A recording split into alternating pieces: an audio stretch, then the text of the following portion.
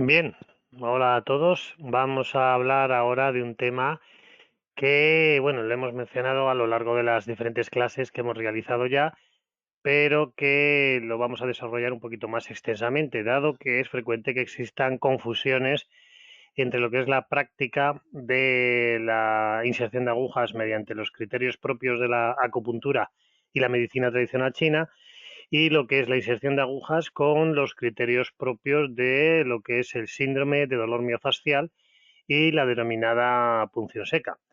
Vamos a ver en qué se parecen, vamos a ver qué similitudes tiene, pero también vamos a ver en qué se diferencian porque presentan importantes diferencias ambos conjuntos de técnicas o ambos conjuntos de conceptos. Realmente ya os comenté que la técnica de la punción seca se desarrolló como una variante de las técnicas de punción de los puntos ASI de la medicina tradicional china, pero tiene el mérito, digamos, de haber prescindido de todo lo que es la teoría de la medicina tradicional china y del modelo bioenergético más tradicional y centrarse en un modelo pues mucho más anatómico y mucho más neurofisiológico, que es más asequible, desde luego, para la mentalidad occidental. Y también tiene el inconveniente que, bueno, que pierde un poco esa visión global que tiene la medicina tradicional china, que no la encontramos en la punción seca de los puntos gatillo. Con la ventaja de que, al ser un trabajo mucho más intenso y mucho más focalizado, el efecto suele ser bastante más fuerte y más inmediato, también con sus secuelas iatrogénicas, porque es verdad que el dolor muscular diferido que queda después de una punción seca, pues suele ser también importante. Durante pues 24 o 36 horas el paciente manifiesta una sensación de dolor residual en la zona, a veces importante. De acuerdo, bueno, pues vamos a empezar a hablar de la acupuntura versus la punción seca, o lo que es lo mismo, la acupuntura comparada con lo que sería la punción seca. Para empezar, pues vamos a hacer una breve síntesis de la acupuntura. Ya hay cositas que ya vamos conociendo. Vamos a ver que la acupuntura, cuando se aplica regida por, digamos, sus leyes tradicionales, aunque tenemos muchas evidencias científicas a día de hoy que explican de manera incompleta su funcionamiento. El modelo explicativo clásico, que es el neurofisiológico, se desarrolló en los años 60-70 del siglo pasado y nos permite entender muchos de los efectos que obtenemos con la inserción de agujas de acupuntura. Pero no lo explica todo, no lo explica todo y tendremos alrededor de un 40% de efectos que todavía no hemos conseguido explicar porque no tenemos pues, los avances en la ciencia o los avances en la tecnología que nos permitan entender el porqué de estos efectos a veces tan sorprendentes y tan fuertes que puede tener la acupuntura. Básicamente, los mecanismos que me permiten explicar el por qué funciona la acupuntura a día de hoy pues son tres. La base neurofisiológica es muy importante, sobre todo se ha estudiado bastante en lo que es el control del dolor. La teoría del gate control, que todos conoceréis, bueno, pues es una teoría que ya está desfasada, sigue siendo útil como modelo explicativo, aunque realmente no es tan simple como la propia teoría del gate control nos comenta en su modelo más clásico. Pero sí está claro que uno de los efectos que podemos obtener con la acupuntura es la neuromodulación o modulación del dolor, de la interpretación de estas aferencias nerviosas que originan estas sensaciones de dolor a nivel de los pacientes, a nivel del cuerpo humano, y cómo con las agujas, sin necesidad de introducir fármacos ni introducir otro tipo de sustancias que puedan tener un efecto, digamos, biológico pues más intenso con sus ventajas, evidentemente, su efecto primario y sus inconvenientes, que serían los efectos secundarios. Bueno, pues con la acupuntura, que es una técnica física, podemos conseguir modulaciones muy importantes del dolor, incluso anular la sensación dolorosa. Ya os comenté que hay países en Oriente donde se practica la denominada anestesia acupuntural, que no es una anestesia real porque no es que se duerma el paciente, lo que se hace es anular sus sensaciones dolorosas y permite cirugías mayores, incluso cirugías torácicas, que no utilizan anestesia, utilizan si acaso un sedante muy suave y permite la intervención en este tipo de pacientes que normalmente pues, tienen un riesgo cardiovascular elevado y por eso normalmente el anestesista opta por unas medidas más suaves a la hora de conseguir digamos la sensación de indolor en estos pacientes.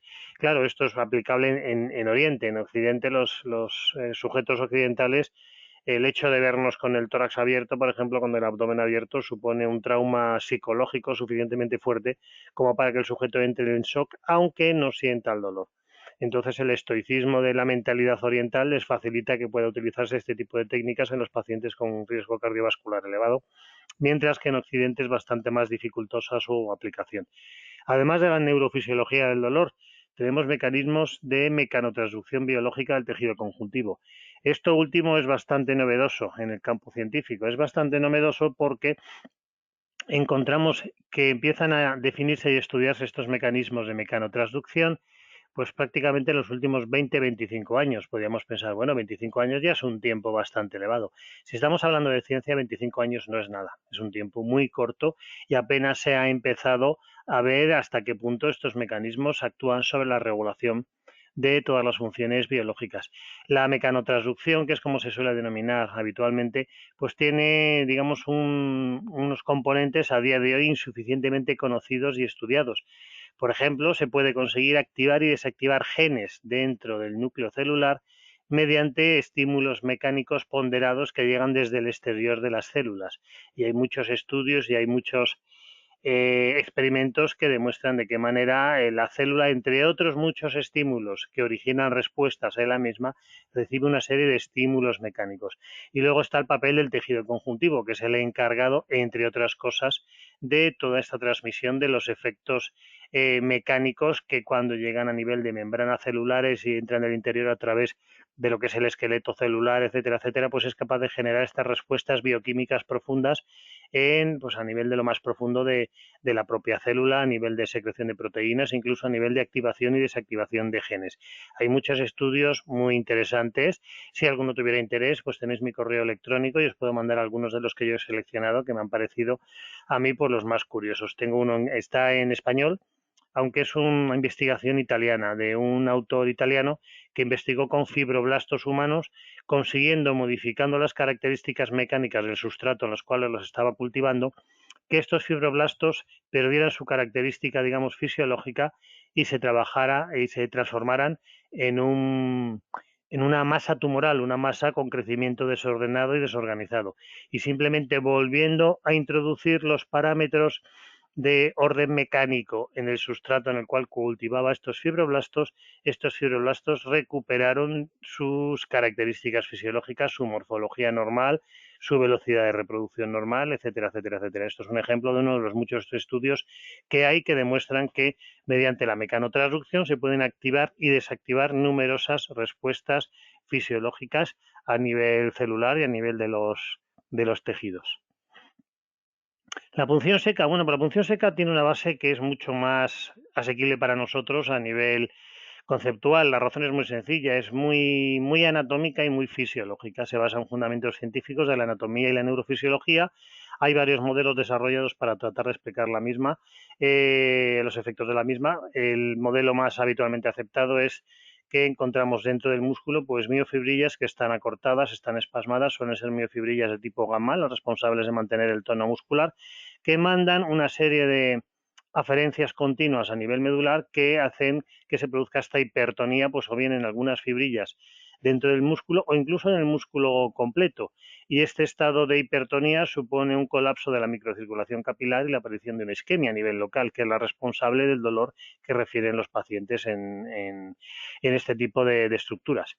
Y que con la punción seca lo que conseguimos es romper este círculo de una eferencia que me produce dolor, que me aumenta la contractura, que me produce más dolor, que me aumenta más la contractura.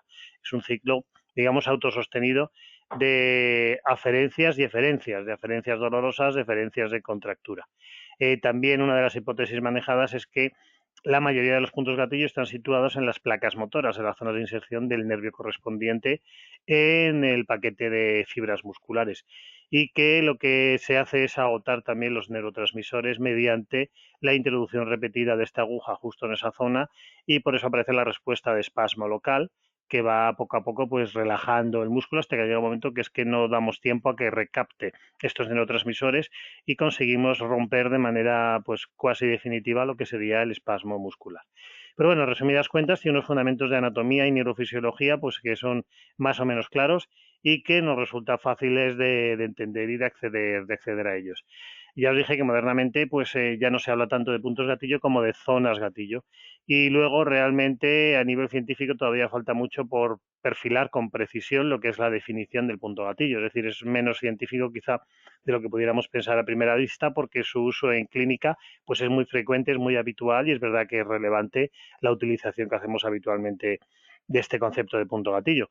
Pero ya os digo que incluso a nivel científico todavía queda bastante que investigar en cuanto a la aparición de este dolor miofascial, las circunstancias que lo perpetúan, los factores desencadenantes, etcétera, etcétera, etcétera. Con la acupuntura, pues vamos a encontrar que no aplicamos normalmente una sola aguja, sino que aplicamos varias agujas. ¿Por qué? Porque lo que queremos es restaurar el equilibrio energético en la zona o en los meridianos donde este equilibrio energético se ha alterado. Vamos a colocar las agujas en puntos localizados en los meridianos y vamos a colocar agujas en puntos que están fuera de los meridianos de acupuntura, pero no por estar fuera de estos meridianos de acupuntura dejan de ser puntos de acupuntura. Los puntos de acupuntura pueden estar situados sobre la zona que queremos tratar, lo que sería el tejido diana, pueden estar situados en la región próxima, ahí ya podríamos meter el concepto de meridiano, dado que tiene un recorrido regional, o puede encontrarse a bastante distancia de la zona lesionada. Y lo habitual es que se haga una combinación de estos tres criterios a la hora de diseñar y aplicar un tratamiento de acupuntura. Puntos locales, que serían más o menos el equivalente a lo que llamamos los puntos gatillo, los puntos dolorosos locales, puntos regionales que hacen referencia pues a los meridianos que atraviesan la zona o a los meridianos responsables de la nutrición energética del tejido diana de nuestra terapéutica, y luego lo que serían puntos de fondo o puntos energéticos globales que buscan un efecto, digamos, en conjunto sobre toda la economía orgánica. Hay, por ejemplo, puntos que se utilizan prácticamente siempre en cualquier sesión de acupuntura, dado que son puntos que tienen un efecto regulador general. El más conocido quizás es el 4 de intestino grueso, que está entre primer y segundo metacarpianos, que es un punto regulador general de la energía del individuo y es un punto con una muy importante función analgésica. Tiene un efecto analgésico muy interesante y por eso también a veces se le llama pues el punto aspirina y es un punto que prácticamente siempre en todos los protocolos de acupuntura pues se va a utilizar como tratamiento energético de fondo, además de todos aquellos otros puntos que sea pertinente emplear en función de la zona que estamos tratando, la situación de desajuste energético que presente el paciente, las respuestas que hayamos obtenido en esa sesión o en otras sesiones, etcétera, etcétera, etcétera. En la punción seca, bueno, pues lo habitual es emplear una sola aguja. También es frecuente que, digamos, se punture o se pinche más de un músculo dentro de la misma sesión, pero incluso se puede dar el caso de utilizar la misma aguja para pinchar los diferentes músculos, dado que al ser el mismo individuo, pues no hay problema de que se transmita o autotransmita infecciones. Aquí sí que es importante un buen diagnóstico manual para localizar lo que sería el punto gatillo y una vez encontrado este punto gatillo hay que pincharlo directamente. Así como la acupuntura, digamos, la intención de la aguja es más un trabajo sobre la fascia, en el caso del punto gatillo es un trabajo claramente muscular.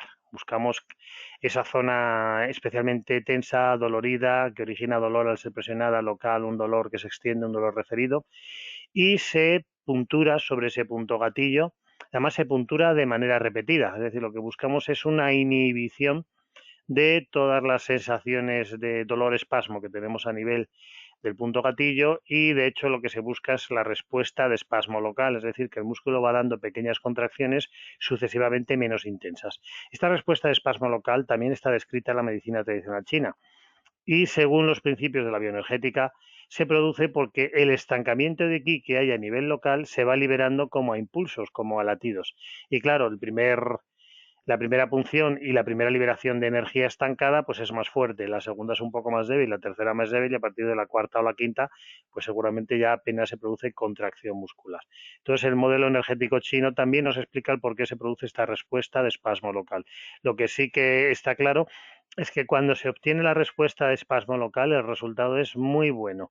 Vamos a conseguir que el músculo reciba un estímulo de sedación pues bastante fuerte, bastante importante y que el resultado, aunque en los primeros días suele estar dolorido el paciente, el resultado va a ser a medio plazo notablemente bueno en la disminución de la sintomatología dolorosa que tenía que tenía este paciente. Esto tanto en la punción seca como en la acupuntura. Hay veces que el paciente dice, me he quedado dolorido. Bueno, te has quedado dolorido, es que hemos hecho un buen trabajo.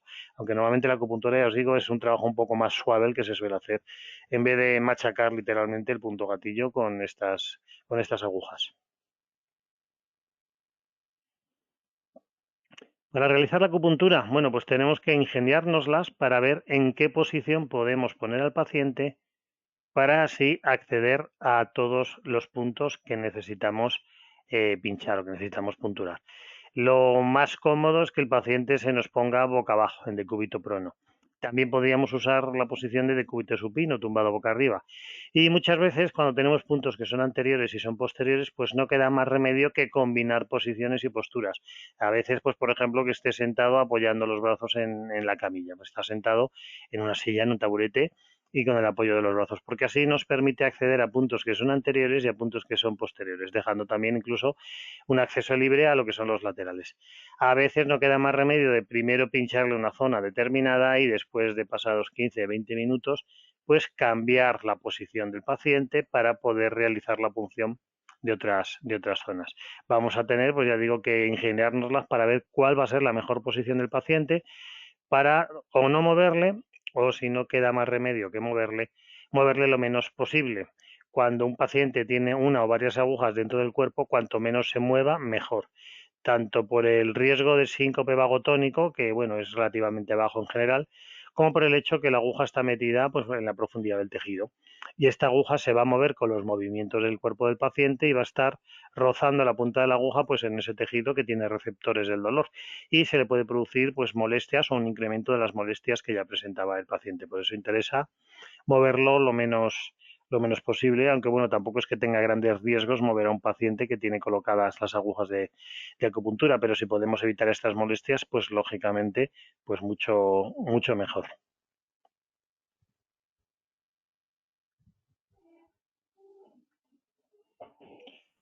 Bueno, en la punción seca, ¿qué posición adopta el paciente? Pues normalmente es una posición pues prácticamente única. Buscamos una posición en nuestro paciente que nos permita un fácil acceso a lo que sería el punto gatillo.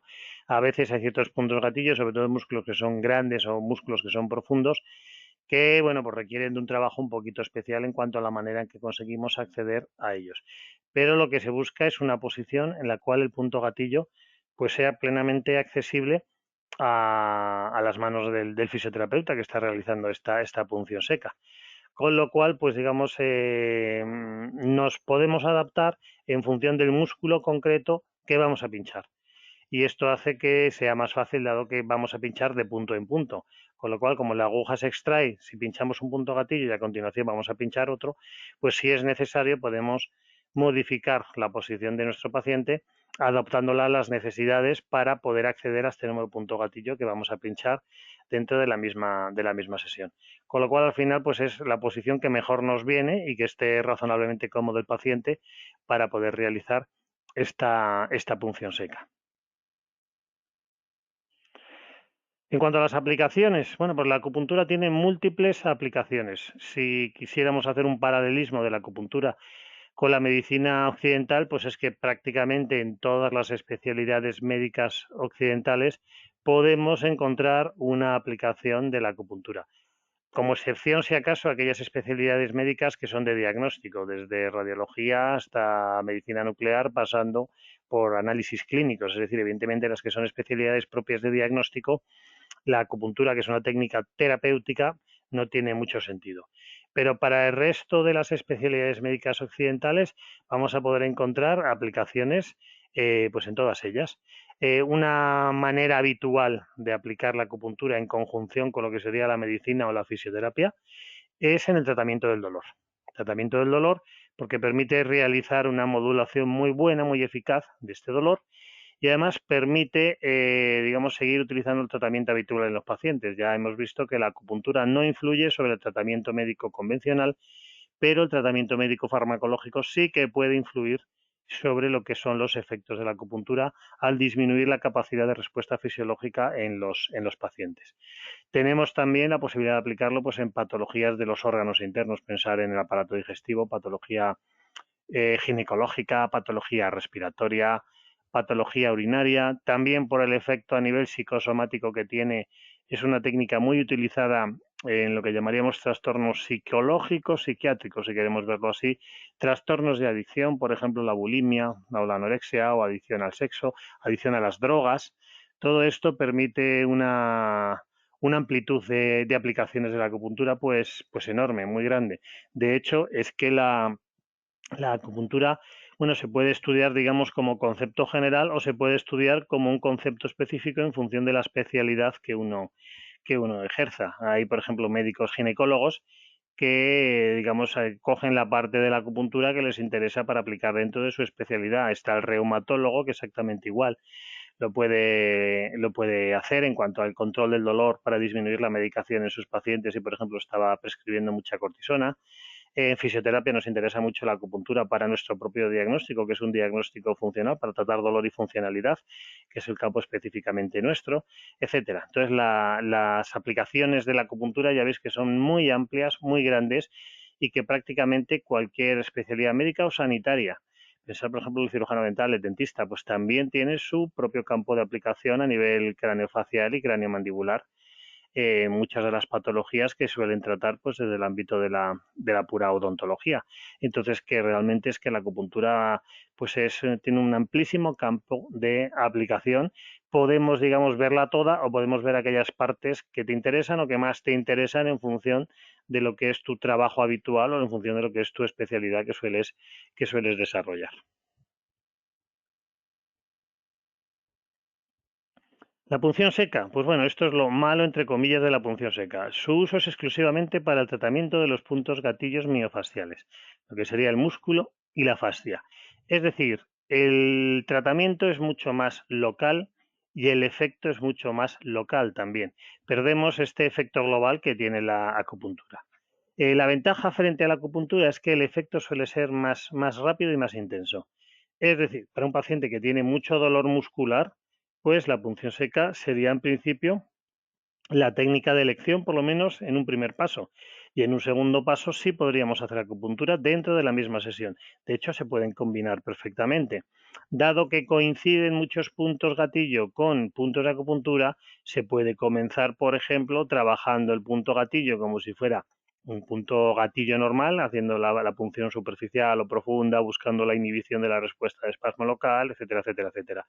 Y pasados 2, 3, 4 minutos que ya hemos conseguido pues que prácticamente no se produzca más respuesta de espasmo local, podemos pasar a aplicar la aguja con criterios de acupuntura, que habitualmente pues es buscar la sensación de chi o de ki que llaman, que es meter la aguja pues a una profundidad grande para enganchar la mayor cantidad posible de tejido conjuntivo, de fascia, etcétera, y enroscarla hasta que se queda enganchada. Y una vez que se queda enganchada, dejamos que ahí siga haciendo su efecto. Entonces, por ejemplo, pues podríamos hacer una combinación de ambas técnicas. Si tenemos formación en acupuntura y en punción seca, perfectamente se pueden hacer los dos, con lo cual un poco pues como que podemos tener las ventajas de las dos técnicas. La inmediatez de la punción seca y el efecto, digamos, global y el efecto a largo plazo que tiene la acupuntura. Entonces podemos perfectamente combinarlas dentro de la misma sesión, igual que podemos combinarlas con el resto de técnicas que se utilizan en fisioterapia o en medicina o en odontología o en cualquier disciplina sanitaria. Lo bueno de la acupuntura es que no excluye ninguna de las otras. Podemos hacer solo la acupuntura o podemos combinar con cualquiera de las otras, siempre y cuando tengamos un criterio claro de por qué estamos haciendo lo que estamos haciendo, evidentemente. Por ejemplo, en fisioterapia, una buena combinación es, antes de hacer movilizaciones o hacer cinesiterapia, porque el paciente tiene mucho dolor y tiene kinesiofobia, no se quiere mover, podemos bajarle el dolor, podemos producir una sedación en la zona, una relajación en la zona, y después de 20-25 minutos que tenga las agujas puestas, podemos empezar a trabajar con él para realizar movilizaciones que de otra manera no nos dejaría o presentarían gran dificultad por el hecho de que desencadenarían dolor en el paciente.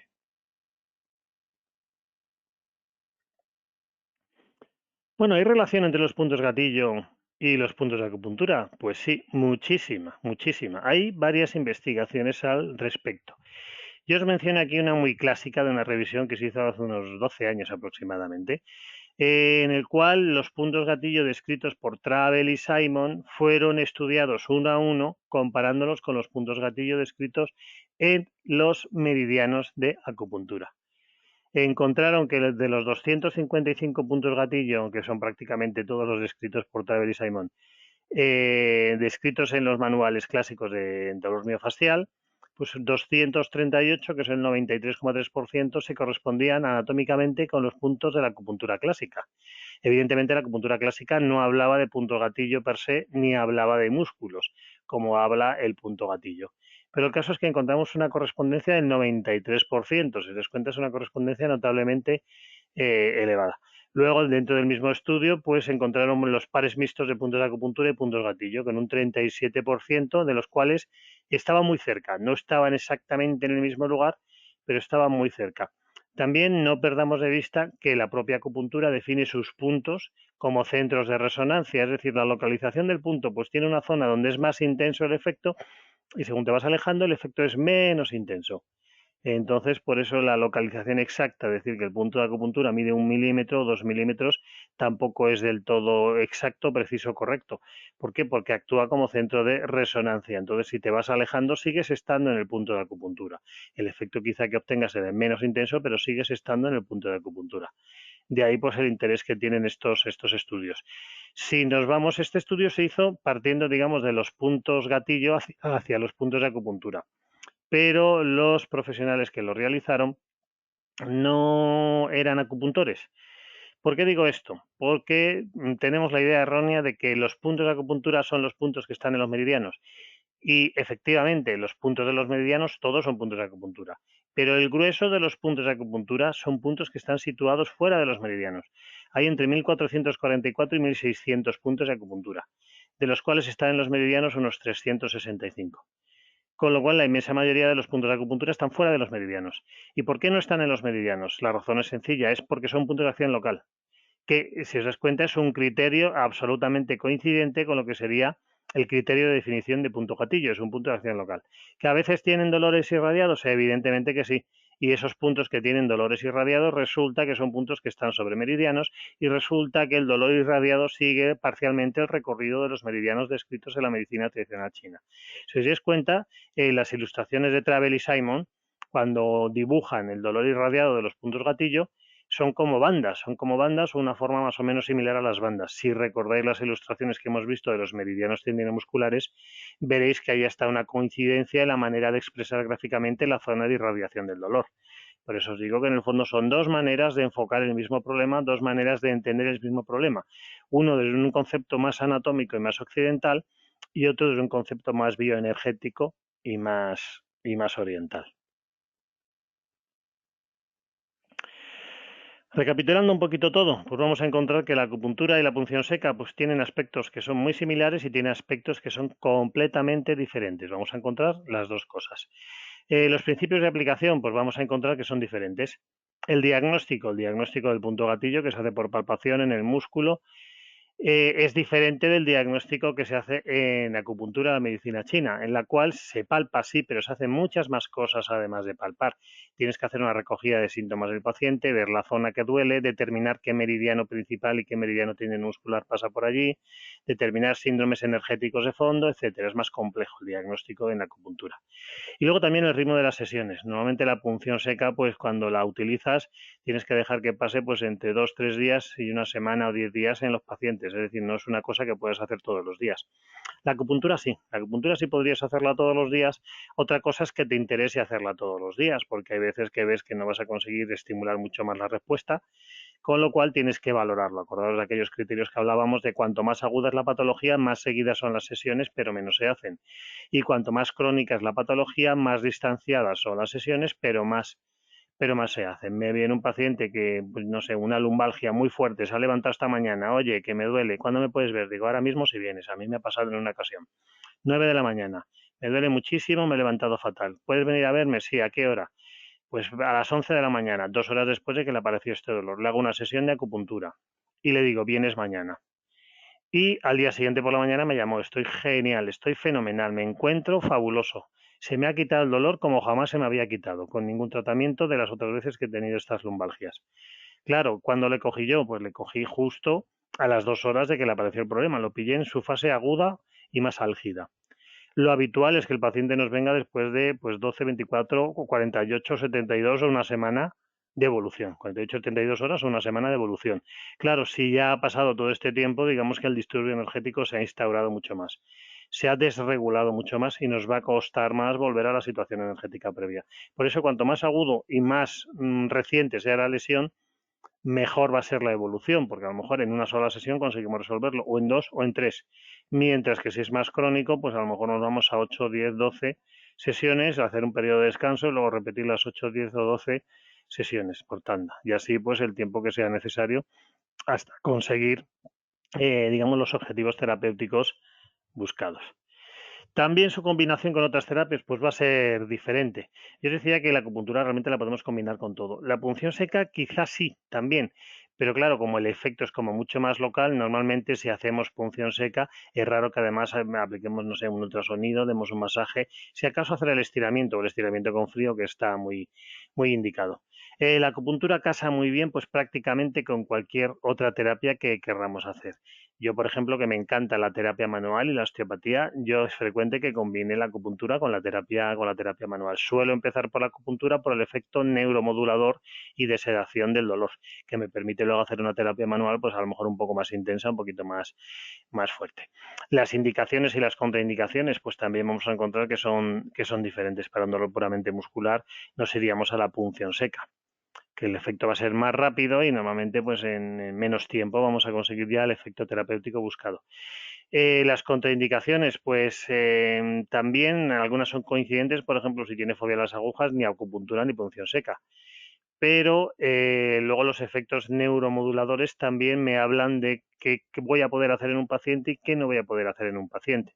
Si encontramos que ambas técnicas, la acupuntura y la punción seca, se complementan perfectamente. Y si tenemos formación y conocimiento de ambas técnicas, ya os digo que es un complemento idóneo en la utilización de las agujas. Dentro de la fisioterapia invasiva, sin duda alguna, las dos técnicas fundamentales son la punción seca de los puntos gatillo y la acupuntura aplicada con una perspectiva funcional, vamos a llamarlo la acupuntura en fisioterapia.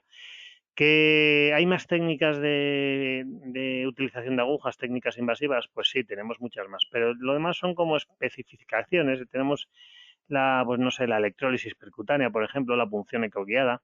Son como finuras y con un efecto más local y digamos son cosas como mucho más concretas y menos aplicables a nivel general. Sin duda alguna, cuando nos interesamos desde la fisioterapia por las técnicas de fisioterapia invasiva, lo sensato, lo suyo es empezar por las dos patas de las cuales derivan todas las demás, que es la punción seca de los puntos gatillo y la acupuntura con una perspectiva desde la fisioterapia, la acupuntura con una perspectiva funcional. También vamos a mencionar brevemente pues lo que serían fundamentos de tipo científico que ya hemos visto algunos, aunque los vamos, bueno, pues un poco a repetir y si acaso a desarrollar un poquito más. Y también profesionales. Es verdad que, bueno, lo que hay que hacer es atenerse a la legislación de cada país en cuanto a qué hace cada profesional. Es frecuente que en ciertos países se diga, no, es que aquí no estamos autorizados. Vamos a ver, ¿lo tienes prohibido? Porque si no lo tienes prohibido explícitamente, como ocurre en algún país muy concreto, en principio lo tienes autorizado para su práctica dentro del ámbito de la terapia física. La razón es muy sencilla. La acupuntura, igual que la punción seca, son técnicas de terapéutica física reconocido por cientos de autores a nivel internacional, con publicaciones de impacto. Y luego grandes sociedades digamos, médicas o profesionales a nivel internacional también lo reconocen como una técnica de terapéutica física. Entonces, un fisioterapeuta puede, en principio, emplear cualquier técnica de terapéutica física, que es precisamente su campo específico de actuación profesional. Entonces, es que no está autorizado, bueno, está prohibido. Si tienes algo en la ley de tu país que dice que está prohibido, no lo puedes hacer. Pero si no hay regulación específica para la acupuntura dentro de la fisioterapia, sí lo puedes hacer. Este problema lo tuvimos en España. Entonces, como yo ya vengo de esa experiencia, de no puedes hacer acupuntura porque en España la hacen los médicos. No, no es cierto. En ningún país del mundo la acupuntura es una especialidad médica. En ninguno, ni siquiera en China. Ni siquiera en China. Y en la inmensa mayoría de los países del mundo, la acupuntura es una técnica explícitamente reconocida como técnica física, técnica de terapia física, que podemos realizar los fisioterapeutas. Evidentemente, lo que necesitamos es una formación específica en este campo. Entonces, desde luego que ya os digo, si no está prohibido, por, digamos, similitud o por extensión de lo que se hace en el resto de los países o lo que dice la World Confederation of Physical Therapy o lo que dice la Organización Mundial de la Salud, se puede practicar la acupuntura como una técnica de terapéutica física, porque es que es lo que realmente es una técnica de terapéutica física. Claro, la acupuntura para poderla hacer, nosotros somos profesionales sanitarios occidentales. Tenemos que conocer forzosamente las leyes tradicionales, sin perder de vista las bases científicas que explican de esta manera incompleta, que ya hemos comentado antes, el funcionamiento de la acupuntura.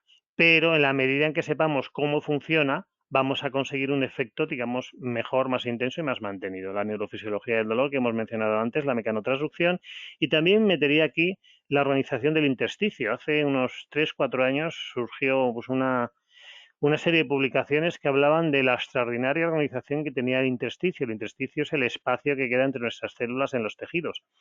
Y hasta entonces se pensaba que lo que era pues la sustancia amorfa intercelular, el líquido intercelular, etcétera, no tenía una organización, sino que simplemente se producía el filtrado a nivel de los capilares y luego la reabsorción y ya está. Pues resulta que no, que este intersticio está notablemente organizado. Y lo curioso es que en su organización presenta muchas similitudes con los recorridos que describen los meridianos de acupuntura, los famosos meridianos de acupuntura, que se buscó durante mucho tiempo evidencias anatómicas de su existencia, pero no existe el tubo, no existe el conducto que es el meridiano. Sí encontramos que hay una coincidencia en el recorrido de los meridianos con algunas estructuras o grandes estructuras de tipo sobre todo neurológico, nervios periféricos y también de tipo vascular. Hay una cierta correspondencia en según qué recorrido, según qué meridiano. El ejemplo más prototípico es el meridiano de vejiga en su recorrido por el miembro inferior, que coincide mayormente con el recorrido del nervio ciático. Pero vamos a encontrar pues, que hay coincidencia de otros meridianos con otras estructuras nerviosas o vasculares. Por ejemplo, el meridiano maestro de corazón en el miembro superior, en su recorrido, pues es prácticamente una descripción del nervio mediano desde lo que es el codo hasta lo que es la mano, hasta que es la muñeca y más allá. Entonces, pues por eso os digo que hay una coincidencia parcial, es decir, no es completa, del recorrido de los meridianos con el recorrido de ciertas estructuras anatómicas. Pero no hay que perder de vista, y por esto es importante saber medicina tradicional china, que el meridiano no es una estructura anatómica, es una estructura energética. Suena un poco curioso esto de hablar de estructura y energético. Buscamos evidencia anatómica de algo que no es anatómico. Es algo que es fisiológico, es algo que es funcional, es algo que es energético. Entonces, lógicamente, no vamos a encontrar una estructura claramente anatómica que me defina los meridianos, pero sí numerosos efectos fisiológicos que me permiten entenderlos. Vamos a encontrar también que lo que hablamos antes de la mecanotransducción y los meridianos miofasciales que se empezaron a desarrollar en su estudio a nivel funcional por las cadenas musculares, los métodos derivan todos del método Messier, que fue el método original, que hablaba de funciones, patrones de movimiento y de postura y de grupos musculares que realizaban esas funciones. Luego resulta que esos músculos están empaquetados en bolsas fasciales y que estas bolsas fasciales presentan numerosas conexiones entre sí, numerosas conexiones que me permiten entender cómo yo puedo meter una aguja, por ejemplo, debajo del ombligo y la tensión mecánica que estoy metiendo pues me puede llegar pues a nivel de las vísceras de la pelvis o me podría llegar pues a nivel del sifoides del esternón. ¿Por qué? Porque tenemos numerosas cadenas miofasciales y líneas de carga mecánica en el organismo. De tal manera que un estímulo mecánico que yo meto en una parte del cuerpo es fácil que se me transmita a mucha distancia mediante la tensión de extensión de estas cadenas miofasciales por contracciones musculares y por supuesto por tensión fascial, porque las fascias son membranas rígidas que son flexibles, pero son inextensibles en su mayoría, quitando la fascia laxa que está debajo de la piel, el resto de las fascias que empaquetan las diferentes estructuras corporales son flexibles, pero si traccionamos de un extremo de la fascia, esa tracción mecánica que realizamos va a llegar al otro extremo de la misma, con lo cual pues hay una transmisión continua de fuerzas mecánicas y una posible activación de estas fuerzas de mecanotransducción a nivel tisular con las respuestas biológicas correspondientes de activación, desactivación de genes, de producción de proteínas, de liberación de sustancias, etcétera, etcétera, etcétera. Aquí vemos una ilustración que ya hemos visto anteriormente. Fijaros la gran similitud entre la cadena recta posterior, descrita por el método Messiers, y lo que es el meridiano tendinomuscular de vejiga. Dentro de los meridianos, además del meridiano principal, el tendino muscular, que es quizá el que más expresa una funcionalidad, en este caso las zonas por donde irradia o se extiende el dolor. Entonces hay una gran similitud, una gran coincidencia entre lo que serían las cadenas miofasciales descritas por tratados clásicos, como puede ser el libro de Miers, que se llama así, las cadenas miofasciales, que es un libro moderno, porque hablamos de fascias y cadenas miofasciales los últimos 25 o 30 años, antes no se hablaba de esto. Y lo que son los meridianos, en este caso tendinomusculares. Vemos que son muy similares. Cuando nosotros nos ponemos a representar gráficamente digamos, estructuras energéticas descritas por la medicina tradicional china, nos vamos a encontrar con que son muy similares o muy parecidas a estructuras que anatómicamente conocemos según la ciencia anatómica occidental. Y el caso de los meridianos tendinomusculares y las cadenas miofasciales, pues es como muy prototípico de la similitud que encontramos entre ambos. De entre los diferentes autores que han investigado todo esto, yo os recomiendo, si tenéis curiosidad, que vayáis a los estudios de la doctora Helen Langevin. Helen Langevin es una médico norteamericana. Ella es neuróloga, creo que es su especialidad, pero realizó su tesis doctoral estudiando el tejido conjuntivo de la rata y de qué manera ese tejido conjuntivo se alteraba con la inserción-colocación de una aguja de acupuntura. Esto que veis aquí son tinciones, es decir, son estudios realizados sobre el tejido de la rata con tinción tricrómica para poder ver de qué manera la tensión que se metía con la aguja influía sobre las capas de tejido conjuntivo y muestra perfectamente el entrelazado de colágeno alrededor del tracto del cuerpo de la aguja y que esta sensación de chi que describe la medicina tradicional china, en el fondo realmente lo que estás haciendo es enroscar el colágeno que existe en el tejido y producir un incremento local y muy localizado de la tensión mecánica en esa zona del tejido. Pero claro, esa zona del tejido está conectada con el resto del tejido conjuntivo y puede transmitir perfectamente esas tensiones mecánicas a otras partes del cuerpo, a otras partes del organismo. Pero ya podemos entender de qué manera la aguja en el fondo lo que produce es un estímulo mecánico que se ve reforzado por el hecho que no es poner la aguja y ya está, sino que es colocar la aguja y realizar la llamada de la energía, que básicamente es conseguir que la aguja se quede enganchada porque las fibras colágenas se van enroscando alrededor del cuerpo de la aguja. Y esto me permite introducir a nivel profundo en el tejido tensiones que activan todos los mecanismos de mecanotransducción. Aquí veríais también imágenes bajo microscopio de lo que sería una aguja insertada en el tejido celular subcutáneo y se ve cómo se forma una espiral enroscándose en el cuerpo de la aguja. Claro, las agujas de acupuntura no son agujas tampoco muy especiales, son agujas cuya mayor característica es que son bastante finas, son unas 20-25 veces más finas que las agujas hipodérmicas y además suelen estar en general pulidas para su inserción, pero luego la superficie, si es un poquito rugosa, va a facilitar su enganche a nivel del tejido conjuntivo. Es curioso las imágenes que están numeradas, la 0, la 1, la 2, la 3, la 4, la 5, la 6 y la 7, sobre todo en la 7 es donde más claramente se ve esa especie de torbellino que se forma, esa especie de pequeño huracán que llamaríamos, que se forma con el enroscamiento del tejido conjuntivo alrededor de la aguja, que se ha metido y se ha empezado a rotar hasta conseguir táctilmente la sensación de ki, que es la sensación de llamada de la energía descrita por la medicina tradicional china, que ya os digo que básicamente es que enroscas el colágeno y consigues traccionar en el punto de acupuntura del colágeno y manipular ese tejido conjuntivo, tú trabajando desde la superficie a través de la piel, pero manejas el tejido conjuntivo en la profundidad. Esta imagen también es muy interesante.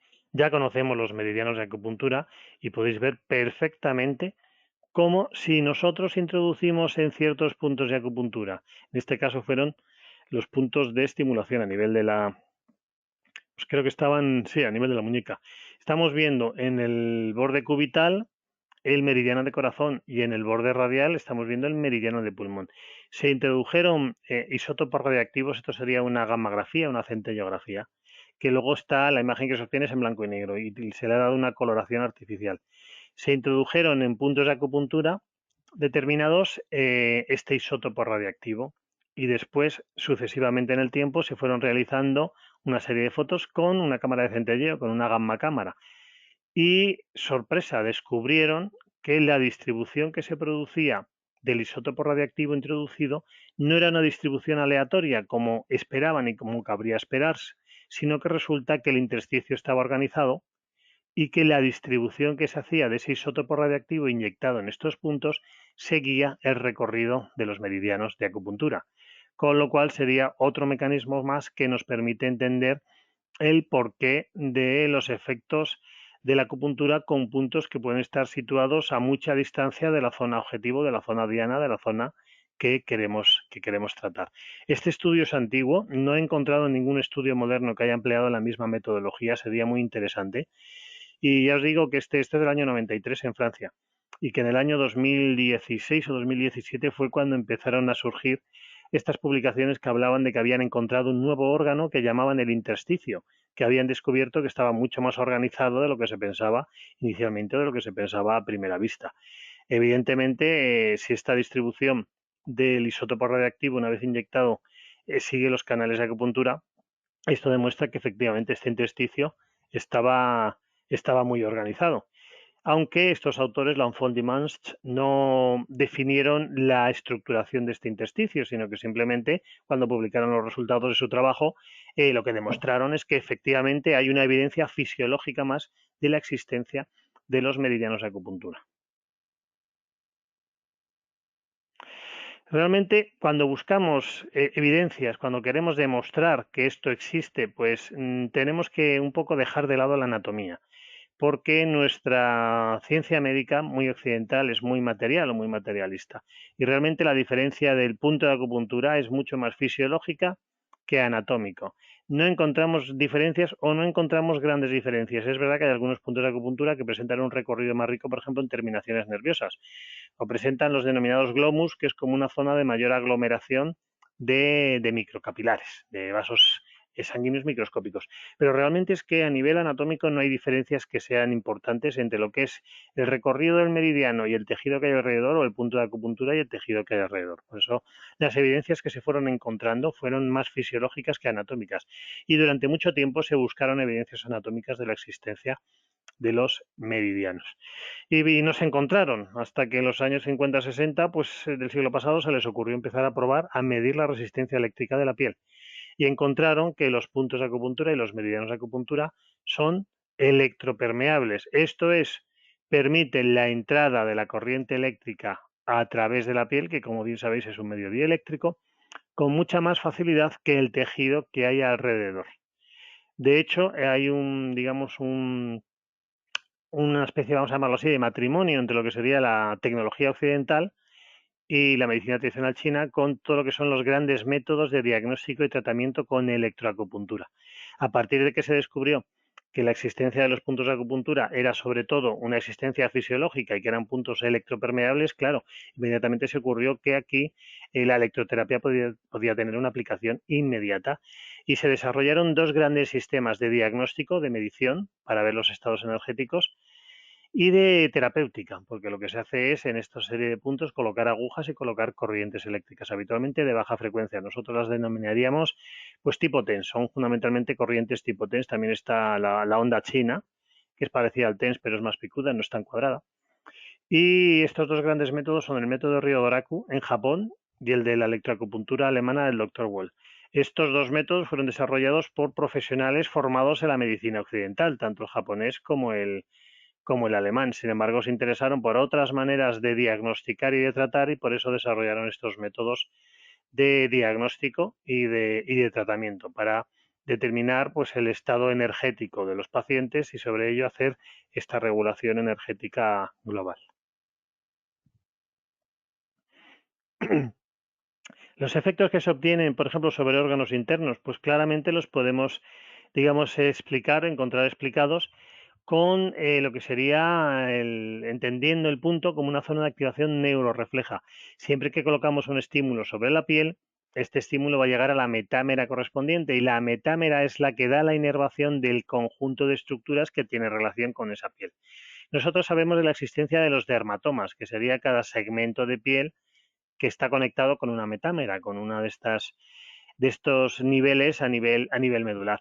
Claro, pero además del dermatoma tenemos otras estructuras que reciben inervación de la misma metámera. Por ejemplo, tenemos los músculos y hablamos del miotoma. Sabemos que dermatoma y miotoma están conectados y podemos conseguir, por ejemplo, mediante técnicas de masaje sobre la piel, que una musculatura se relaje, porque dermatoma y miotoma están relacionados. Pero además tenemos también el esclerotoma, el angiotoma y el viscerotoma. Es decir, tenemos otra serie de estructuras que reciben inervación del mismo segmento medular. Con lo cual, cualquier cosa que afecte a cada uno de ellos, de estos 5 grandes grupos, va a tener una repercusión sobre el resto. Por ejemplo, a nivel de lo que serían las glándulas de secreción interna, que esto sería el viscerotoma, pues vamos a encontrarnos que son fenómenos evidentemente autonómicos de tipo simpático o parasimpático. Y además estos estímulos van a ir a centros suprasegmentarios muchas veces, es decir, vamos a llegar pues al tronco del encéfalo, incluso vamos a llegar a determinadas zonas de la corteza cerebral con los estímulos que colocamos a nivel periférico. Y esto nos permite entender, por ejemplo, esta tan eficaz modulación del dolor que vamos a encontrar, o los efectos sedativos, los efectos relajantes, los efectos disipadores o controladores a nivel pues de un estrés, una ansiedad, una depresión, etcétera, etcétera, etcétera, con el efecto, digamos, psicológico, psiquiátrico, que puede resultar pues llamativo o curioso, como haciendo un tratamiento con agujas, con acupuntura, podemos obtener un efecto de tipo psiquiátrico y que el paciente se relaje, que el paciente baje su ansiedad, que el paciente empiece a controlar sus adicciones, su bulimia, etcétera, etcétera, etcétera.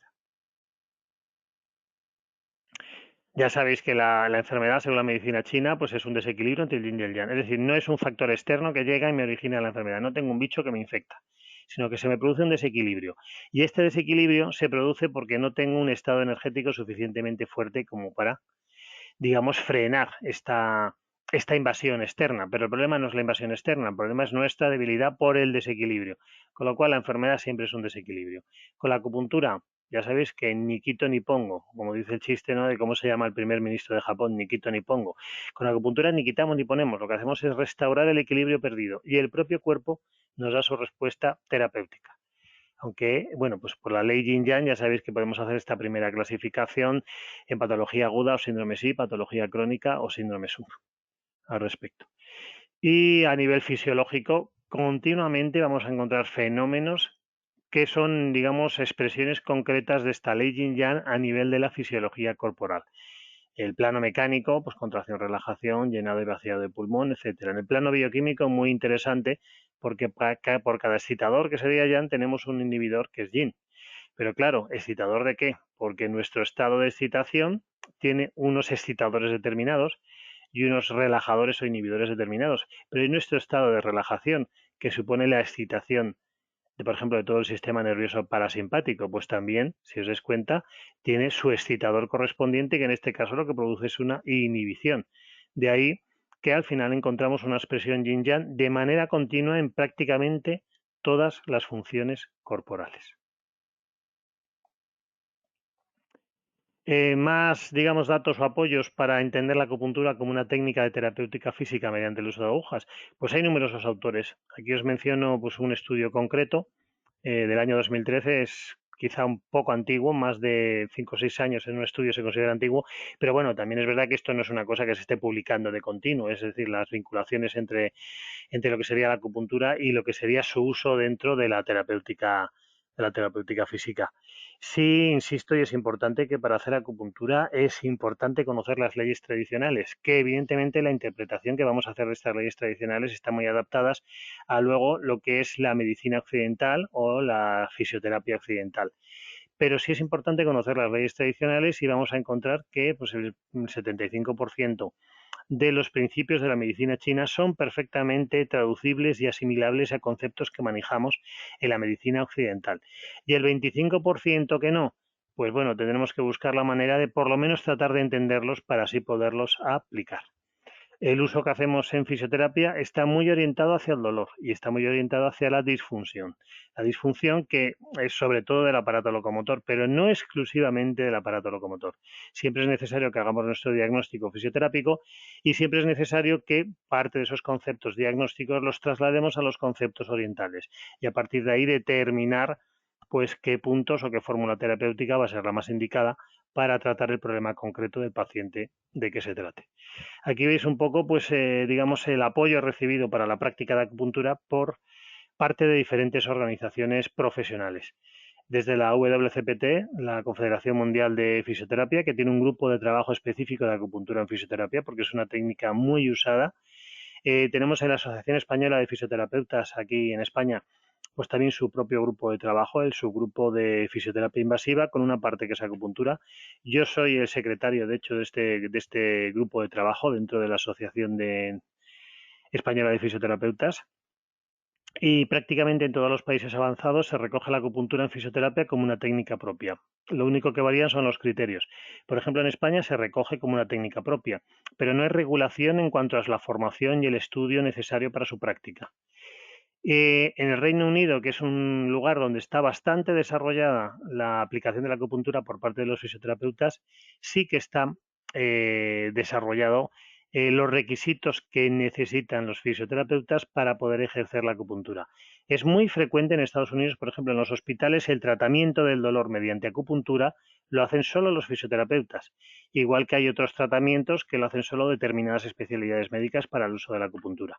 Y en Reino Unido sí que exigen una capacitación específica, me parece que es unos estudios de posgrado, de posgraduado, de alrededor de 200 horas para poder ejercer la acupuntura dentro del ámbito de la fisioterapia. Entonces ahí sí que está regulado, pero ya os digo, en la mayoría de los países no existe regulación y simplemente si se recoge como una técnica específica propia o no dice nada, pues los fisioterapeutas se suelen formar, digamos, en donde pueden, donde encuentran una formación que les permita aprender específicamente la aplicación que se puede hacer de la acupuntura dentro del ámbito de la fisioterapia.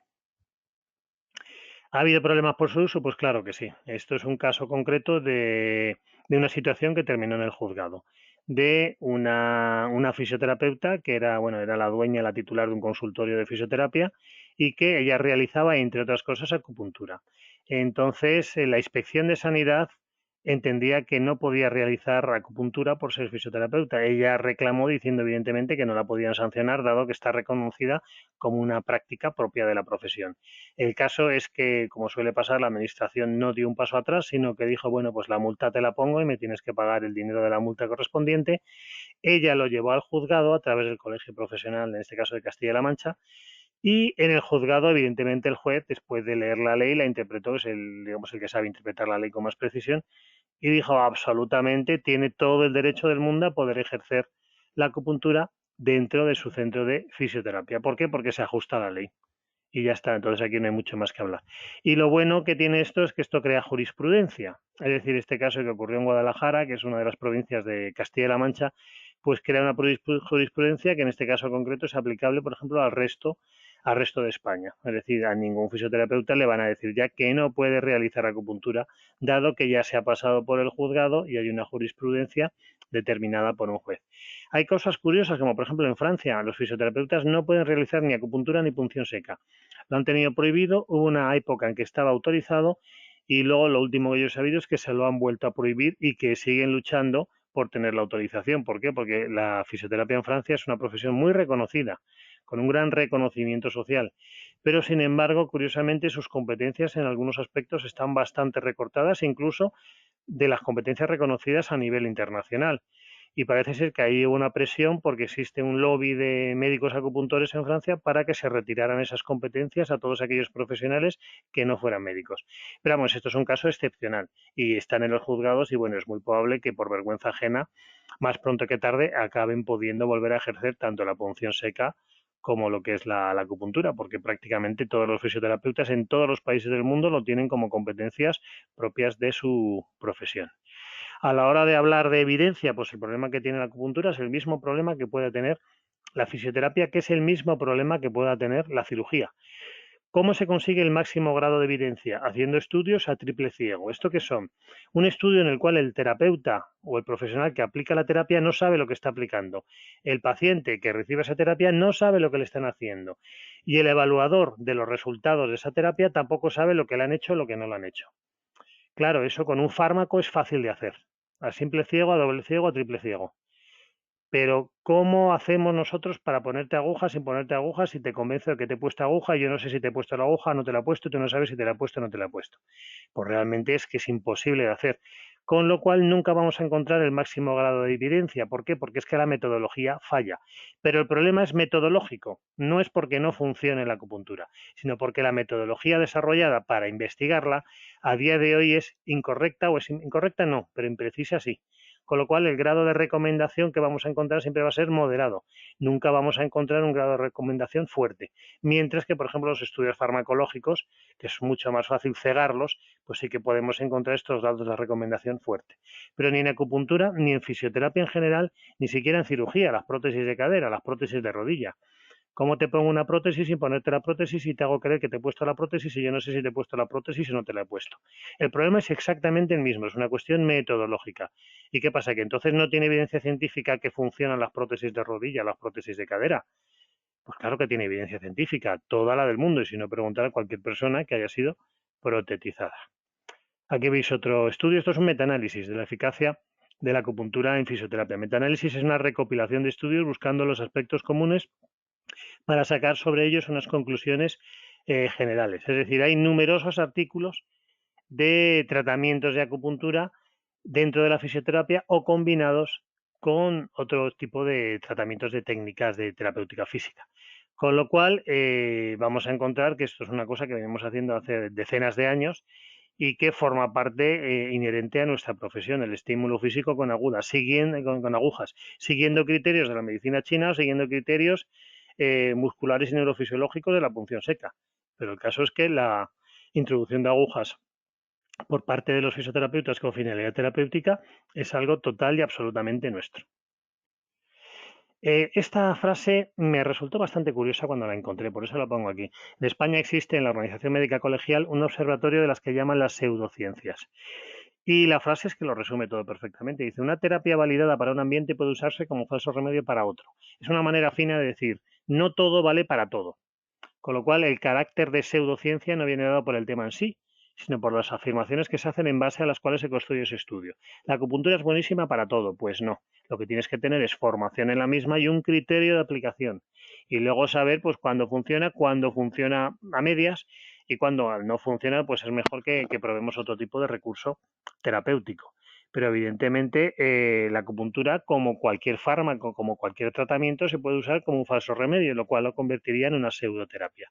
¿Por qué? Porque cuando eso que yo aplico no le sirve al paciente para su problema, evidentemente es un falso remedio, es una pseudoterapia, sea del tipo que sea esta pseudoterapia, que no nos vamos solo a las terapias alternativas o complementarias, sino incluso las terapias médicas convencionales perfectamente pueden ser utilizadas como pseudoterapia. De tómate esta medicina, no te hace nada, no te sirve para nada, pero tú te la sigues tomando. Eso, por ejemplo, pasa, pues no lo sé, los jarabes para la tos. Muchos de ellos no tienen efecto. No tienen efecto, pero el paciente pues se cree que sí que tiene efecto y se siguen vendiendo y se siguen comercializando. En los analgésicos, pues hay unos cuantos que también deberían, digamos, cuestionarse su uso porque no está demostrada su eficacia y sin embargo pues se siguen vendiendo a pesar de los efectos secundarios que puedan tener, etcétera, etcétera, etcétera. Bueno, pues aquí veis tratamiento de acupuntura para adelgazar. Y ya con esta pequeña broma, pues damos por terminado el tema que nos ocupa. Así que, pues nada más, un saludo a todos.